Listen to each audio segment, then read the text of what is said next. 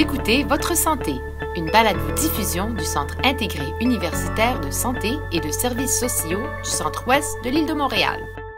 Bonjour et bienvenue à Votre Santé. Je m'appelle Carl Thériault. On entend beaucoup parler dans l'actualité de données personnelles et de confidentialité. Mais le concept de confidentialité ne s'applique pas seulement au monde bancaire ou au monde des médias sociaux. Ce principe existe aussi dans le domaine de la santé et des services sociaux. Pour nous expliquer en quoi consiste la confidentialité, j'accueille Angélique Tsassis.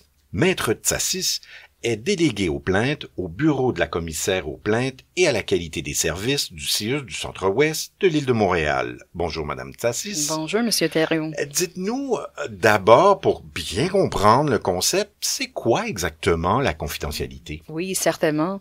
C'est le droit de l'usager d'exiger que le contenu de son dossier médical ne soit jamais divulgué sans son consentement. On sait que les employés d'un établissement ont accès aux informations consignées au dossier de l'usager, mais c'est uniquement pour accomplir leur tâche, leur travail. Cette obligation s'étend aussi aux bénévoles, et ce pour tout type de dossier, que ça soit numérique ou manuscrit. Il y a une loi québécoise qui régit la confidentialité au Québec en santé et en services sociaux. Elle dit quoi, cette loi-là? Oui, certainement. Juste en partant, il existe plusieurs lois et règlements, mais on va s'attarder sur la loi sur les services de santé et des services sociaux, qui constitue le cadre juridique de la protection des renseignements personnels, surtout à l'article 19. Le principe de la confidentialité des dossiers de l'usager d'un établissement de santé est prévu à cet article-là. Et je lis... Un court extrait? Un court extrait, c'est-à-dire le début. Le dossier d'un usager est confidentiel et nul ne peut y avoir accès, si ce n'est avec le consentement de l'usager ou de la personne pouvant donner un consentement en son nom. Un renseignement contenu au dossier d'un usager peut toutefois être communiqué sans son consentement. Et puis là, il y a une liste, une panoplie d'exceptions. On va pas passer à travers, à moins que... On pourra y revenir un tout petit peu plus tard. Exactement. Mais dites-moi, Maître Tsassis, la confidentialité et le secret professionnel, est-ce que c'est la même chose ou c'est complémentaire un à l'autre? Je dirais que c'est complémentaire parce que le secret professionnel est défini comme l'obligation imposée aux professionnels de garder confidentielles les informations obtenues sur son client dans le cadre de l'exercice de sa profession. Le secret professionnel touche les professionnels qui sont régis par un code de profession. Et étant donné qu'on parle d'un établissement de santé, je vais vous donner un exemple. Les infirmières, les dentistes, les médecins, les psychologues, les travailleurs sociaux, ils ont régi par un code de profession. Donc, d'où l'existence du secret professionnel. Est-ce que ça donne une double protection à nos usagers, nos résidents, nos patients, d'avoir cette combine de confidentialité et de secret professionnel? Certainement. Moi, je suis d'opinion que ça donne une double protection parce que quand on est un usager face à une professionnelle, toutes les confidences que l'usager a fait aux professionnels sont protégées par le secret professionnel ainsi que par l'obligation de confidentialité. Et je veux à ce point-ci référer aussi à l'article 9 de notre Charte des droits et libertés de la personne qui en parle. Et je cite, « Toute personne tenue par la loi au secret professionnel ne peut même en justice divulguer les renseignements confidentiels qui lui ont été relevés en raison de leur profession. » Évidemment, on a des exceptions en santé publique, un tiers en danger, la loi sur la maltraitance, donc...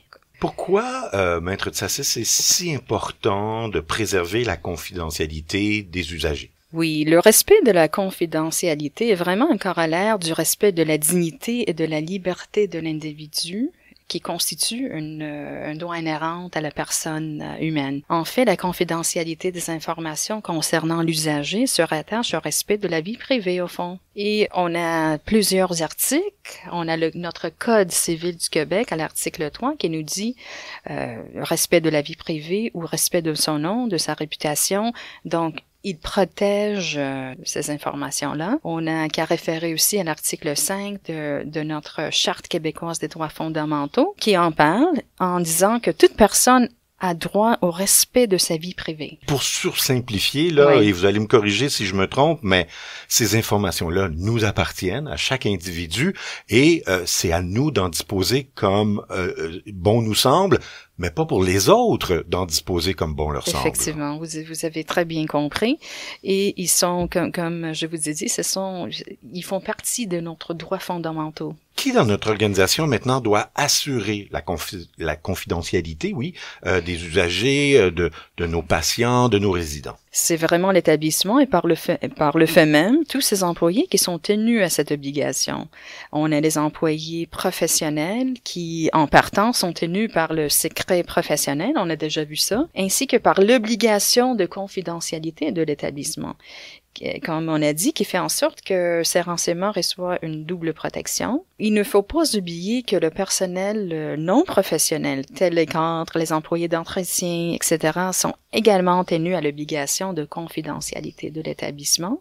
Et cette obligation persiste après le départ de l'employé de l'établissement. OK. Ça, c'est intéressant, ça. Alors, c'est toute personne qui peut, dans le cadre de son travail, tomber ou croiser ou voir ou apercevoir un dossier médical, autrement dit. Exactement. Mm-hmm. Dans quel cas un usager peut-il lever la confidentialité? On parlait des exceptions tantôt. Oui. Pourriez-vous nous donner 2-3 exemples où la confidentialité peut être levée? Oui, je vais, en partant, je vais prendre le contexte de consentement aux soins. Mm-hmm. Et puis là, vous allez voir, parce que je vais utiliser, je vais donner cet exemple-là pour voir lorsque l'usager est apte et lorsque l'usager n'est pas apte. Et puis prendre cette décision-là. Et puis là, vous allez voir comment les renseignements personnels, qui peut avoir accès à ces renseignements personnels afin de pouvoir donner un consentement éclairé. Donc, pour l'usager qui est apte, on sait que il peut donner aux membres de sa famille, par exemple, accès à tous les renseignements personnels qu'ils souhaitent divulguer. Le principe de la confidentialité n'a pas d'obstacle à ce point-là. Mm-hmm. Mais qu'est-ce qui se passe lorsque l'usager est inapte? Lorsque l'usager est inapte et en l'absence de directive médicale anticipée, ça c'est le mandat de protection, vous savez, la personne qui est autorisée par la loi à consentir aux soins, le nom qu'on donne à cette personne-là, c'est le décideur substitut, au fond, parce qu'il prend la décision au nom de l'usager qui n'est pas capable de prendre. Il a le droit de recevoir les renseignements pertinents sur la santé de l'usager. Alors, pour incarner un peu cet exemple-là, oui. Quelqu'un qui est dans le coma, par exemple, peut pas donner son consentement à quoi que ce soit, encore moins à un traitement. Donc, il y a quelqu'un qui va être nommé pour pouvoir prendre ces décisions-là. Exactement. Et l'article 15 de notre Code civil nous dit qui va être nommé. Ah bon, OK. Donc ça, c'est spécifié aussi. Oui, donc il prévoit qui peut agir comme décideur substitut, ainsi avoir accès aux renseignements personnels pertinents de l'usager. On peut avoir le curateur, ou soit le tuteur, ou bien une mandataire. Mais qu'est-ce qui se passe en l'absence de telle représentation?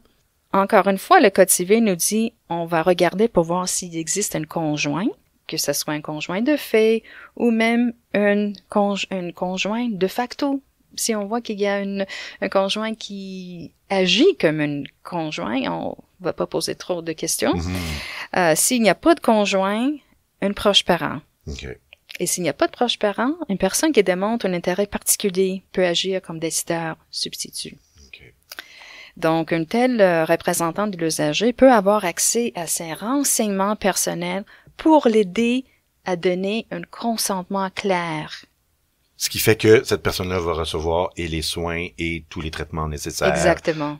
En cas d'inaptitude. Il arrive quoi si la confidentialité d'un usager n'est pas respectée? Est-ce qu'il y a des recours pour les gens? La violation de l'obligation de confidentialité peut potentiellement créer des situations néfastes parce qu'elle compromet le droit fondamental qui vise la réputation et la vie privée d'autrui. On voit que des fois, à l'intérieur d'un établissement de santé, les documents sont perdus, mal classés, mal acheminés, ou bien une conversation est entendue par inadvertance près de l'ascenseur ou des endroits communs. Oui.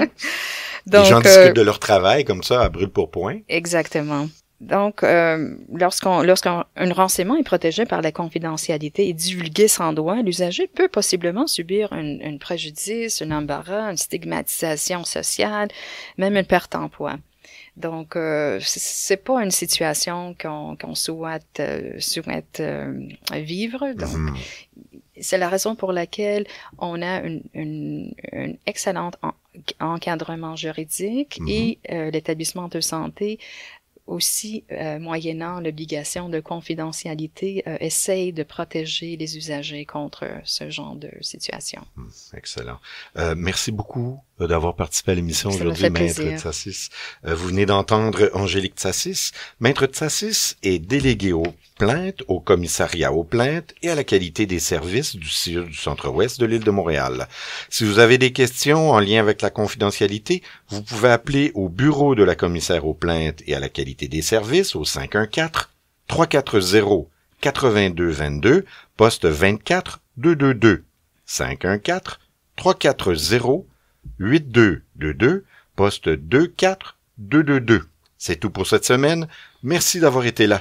Pour écouter nos autres émissions, allez au balado.ciuscentreouest.ca, balado.ciusscentrewest.ca.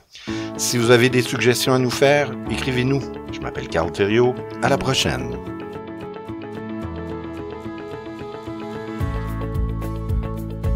Vous écoutiez Votre santé, une balado-diffusion produite par le service des communications du Centre intégré universitaire de santé et de services sociaux du Centre-Ouest de l'île de Montréal. Au plaisir de vous retrouver pour une autre édition de Votre santé.